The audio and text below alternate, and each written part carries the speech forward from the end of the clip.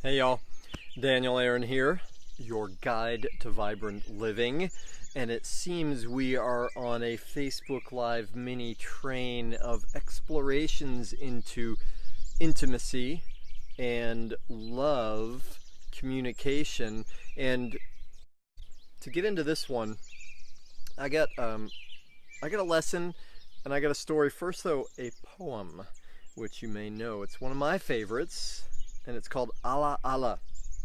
One night, a man was crying, Allah Allah. His lips grew sweet with the praising, until the cynic said, I've heard you calling out, but have you ever gotten any response? The man had no answer for that. He quit praying and fell into a confused sleep. He dreamt he saw Kadir, the guide of souls, in a thick green foliage. Why did you stop praising? Because I've never heard anything back. This longing you express is the returned message. The grief you cry out from draws you toward union. Your pure sadness that wants help is the secret cup. Listen to the moan of a dog for its master. That whining is the connection. There are love dogs that no one knows the names of. Give your life to be one of them. The certain Sufi tore his robe in grief, and the tearing brought such relief. He gave the robe the name of Faraji, which means ripped open, or happiness, or one who brings the joy of being opened. It comes from Faraj, which also refers to the genitals, male and female. His teacher understood the purity of the action, while others saw just the ragged appearance. If you want spiritual peace and purity, tear your coverings. This is the purpose of emotion, to let the streaming beauty flow through you. Call it spirit, elixir, or the original agreement between yourself and God. Opening into that peace, a song of being empty, pure silence. Rumi. This poem and this topic has come to mind in a few ways lately. And nearly 20 years ago, I was just at the very early, exciting phase of a new relationship. It wasn't even a relationship. It was somebody that I met on a retreat, on an event, one that was quite a juicy, life-transformative event that encouraged intimacy, honesty, bravery. And so I was with a woman, and we'd spent a couple of nights together, and it was very exciting and compelling, and we were both really into it. And then something changed. Maybe it was the third morning, fourth morning, and I was still in that phase, and I turned to her and I wanted to connect more. And honestly, I don't know what was going on for her. My perception, though, was that she'd gotten a little bored, or she wanted space or something.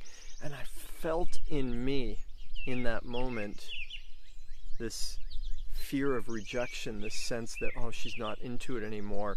And I felt literally inside me this physical thing of where I wanted to turn the other way and run, close down. You know, hey, if I'm not welcome there, then that's okay. I don't need to be here, but I don't want to be anywhere when I'm not welcome.